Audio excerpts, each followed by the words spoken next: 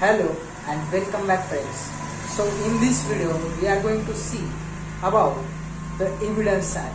What is the Evidence Act? What is the important crucial provisions which are defined under the Evidence Act? We are going to see all the provisions shortly.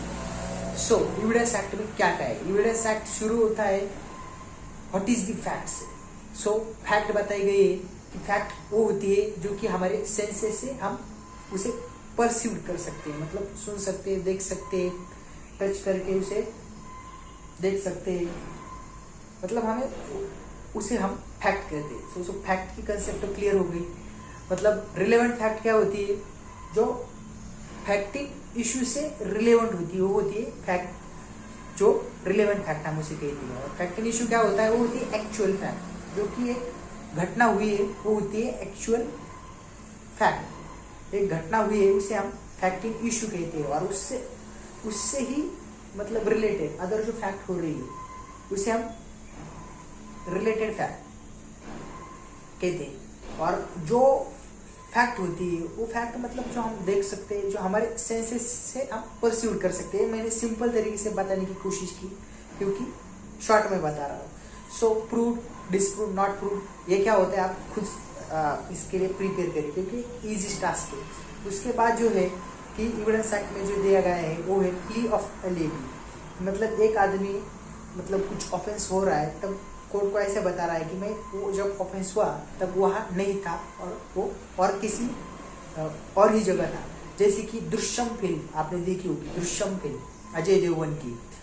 So south की भी है, वो hero का नाम मुझे पता नहीं, लेकिन बॉलीवुड की दृश्यम फिल्म जो कि अजय देवगन की है. सो वो एक बार आप देखिए, उससे आपको प्ली ऑफ एलिबी क्या है वो कंसेप्ट क्लियर हो जाएगा. सो अगली बात जो है वो है lie detector test. Lie detector test मतलब हम वो भी एविडेंस कलेक्शन के लिए यूज करते हैं एज अ मतलब मॉडर्न एविडेंस कलेक्शन के लिए हम उसे यूज करते हैं. उससे मतलब जो एविडेंस में उसकी डिटेल में आपको इंफॉर्मेशन मिल जाएगी. सो ये सब छोड़ के हम जब आगे चलते हैं तो एडमिशन कन्फेशन क्या है, कौन सा एडमिशन एडमिसिबल है, कौन सा एडमिशन एडमिसिबल नहीं है. मतलब जो एडमिशन कन्फेशन होता है वो मैजिस्ट्रेट को दिया जाए तो एडमिसिबल है. जब मैजिस्ट्रेट खुद प्रेजेंट है और उनके सामने जब एडमिशन करते हैं या कन्फेशन करते हैं कुछ ऑफेंस के रिलेटेड, कौन से फैक्ट के रिलेटेड, तो वो एडमिसिबल है. सो अगर हम पुलिस ऑफिसर को कितना भी कन्फेशन दें, कितनी भी मतलब एडमिशन दें, वो एडमिसिबल नहीं है एज ए एविडेंस. अगर वो CRPC सेक्शन 164 के अकॉर्डिंग लिया जाता है कन्फेशन सुपरिटेंडेंट ऑफ पुलिस के द्वारा विथ इन प्रेजेंटेशन मतलब मैजिस्ट्रेट और superintendent both are present at the time of confession, that is the admissible confession. ये बात बताई गई है. और डाइंग डिक्लेरेशन मतलब आप मर रहे हो और तब एक आप बयान दे रहे हो, उसे हम डाइंग डिक्लेरेशन कहते हैं. मतलब आप मर रहे हो उसके पहले कुछ बता रहे हो, उसे हम डाइंग डिक्लेरेशन कहते हैं. और वो एडमिसिबल है. कौन सी केसेस में एडमिसिबल है, कौन सी केसेस में एडमिसिबल नहीं है, वो हम डिटेल में देखेंगे अगली वीडियो में, जब इस पार्ट पे डिटेल में वीडियो बनेगी. उसके बाद जो इम्पोर्टेंट है वो है एक्सपर्ट ओपिनियन. एक्सपर्ट ओपिनियन मतलब क्या है एविडेंस एक्ट में? एविडेंस एक्ट में एक्सपर्ट ओपिनियन वो चीज़ है कि मतलब जिसमें एक्चुअल जो ट्रायल कोर्ट के जज है उनको एक्चुअल नॉलेज नहीं है, वो फिर वो एक्चुअल नॉलेज लेने के लिए वो चीज़ एक्सपर्ट के पास भेजते हैं. कोई मैप होगा या फिर कोई और चीज़ें होगी जिसका नॉलेज ट्रायल कोर्ट के जज को नहीं है या फिर एडवोकेट को नहीं है, तब एक्सपर्ट उस पर ओपिनियन दे सकता है. एक्सपर्ट कौन हो सकते हैं? डॉक्टर हो सकता है जिसने पोस्टमार्टम किया है, वो एक्सपर्ट ओपिनियन दे सकता है, या फिर और कोई भी एक्सपर्ट ओपिनियन दे सकता है. और वो एक्सपर्ट ओपिनियन एडमिसिबल भी है कोर्ट में. सो इसके बाद जो आता है रिलेवेंस ऑफ फैक्ट के चैप्टर में, जो कि फर्स्ट चैप्टर है, उसमें कौन सी फैक्ट रिलेवेंट है, कौन सी फैक्ट रिलेवेंट नहीं है वो बताया गया है. वो मैप वगैरह वगैरह वो भी मतलब एक डॉक्यूमेंट्री एविडेंस में हम देख सकते हैं, वो भी कभी कभी रिलेवेंट होता है या फिर एडमिसिबल होता है, और कुछ चीज़ें एडमिसिबल नहीं भी होती है. सो डिटेल में हम अगली वीडियो में देखने जा रहे हैं, लेकिन एक शॉर्ट वीडियो है इसलिए मैं सब चीज़ें लेने की कोशिश कर रहा हूँ कि एविडेंस एक्ट में क्या क्या दिया गया है। सो इसके बाद जो आता है वो है पब्लिक प्राइवेट डॉक्यूमेंट क्या होता है। आपको पता ही होगा डॉक्यूमेंट कौन सा डॉक्यूमेंट एडमिसिबल है, कौन सा डॉक्यूमेंट एडमिसिबल नहीं है, और 7 इयर्स का जो प्रिजम्पशन है डॉक्यूमेंट के लिए वो क्या है, वो हम डिटेल में देखेंगे जब इसकी डिटेल वीडियो आएगी तब। सो मतलब एक सिलेबस की तरह मैं आपको समझा रहा हूँ, जो मुझे मतलब अभी समझाना अच्छा लग रहा है वो मैं आपको समझा रहा हूँ, लेकिन जो डिटेल में समझाना पड़ेगा वो इसी डिटेल चैप्टर में बताऊँगा।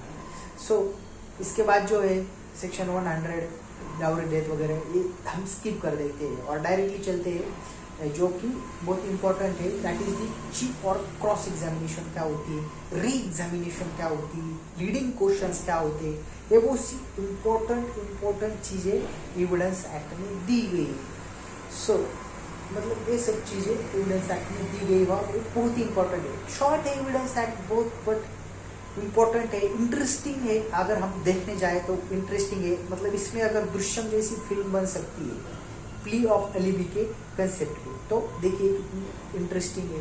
मतलब आइडेंटिफिकेशन परेड है, या फिर जब एक ऑफेंस होता है तो उस ऑफेंस के लिए क्या क्या जरूरी है, जैसे कि मोटिव जरूरी है, प्रिपरेशन जरूरी है, फिर एक्चुअल कमीशन ऑफ क्राइम जरूरी है।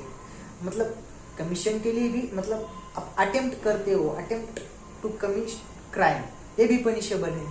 सो ये एक चीज़ें होती है जो कि एक mental things plus physical things both are, मतलब आपका इंटेंशन भी होना चाहिए वो क्राइम के लिए, मतलब ये होगी मेंटल थिंग। उसे मतलब एक्टर्स जो एक मैगजीन है एक्टर्स, मतलब मुझे अभी याद नहीं आ रही, पर उसमें बताया गया है कि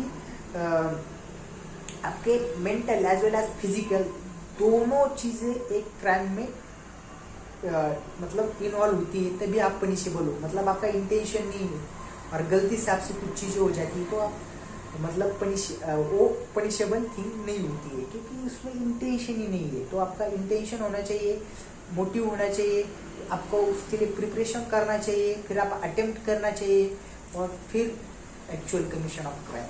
सो ये सब चीज़ें मतलब अब मैं छोटी छोटी चीज़ें बता रहा हूँ तो इसमें इन्वॉल्व होते जा रहा हूँ। मतलब बहुत ही इंटरेस्टिंग ऐसा अपना एविडेंस एक्ट है, बहुत सी चीज़ें हैं, आपको जानना जरूरी है, आपको इंटरेस्ट आएगा। इंटरेस्ट इतना है आप सोच भी नहीं सकते कि हर से एविडेंस क्या है, हर से एविडेंस समझ में आता है लेकिन वो एडमिसिबल नहीं है। हर से एविडेंस बिल्कुल भी एडमिसिबल नहीं है। डायरेक्ट डिक्लेरेशन, एडमिशन, कन्फेशन, आपने सोचा होगा किसी ने कन्फेस कर दिया पुलिस स्टेशन में जाके, आगे पुलिस स्टेशन में उसने कन्फेस कर दिया है लेकिन वो एडमिसिबल नहीं है। उसके लिए जो प्रक्रिया बताई है वो मैं डिटेल में बताऊंगा क्या है, तब कब कैसे एडमिसिबल हो जाता है।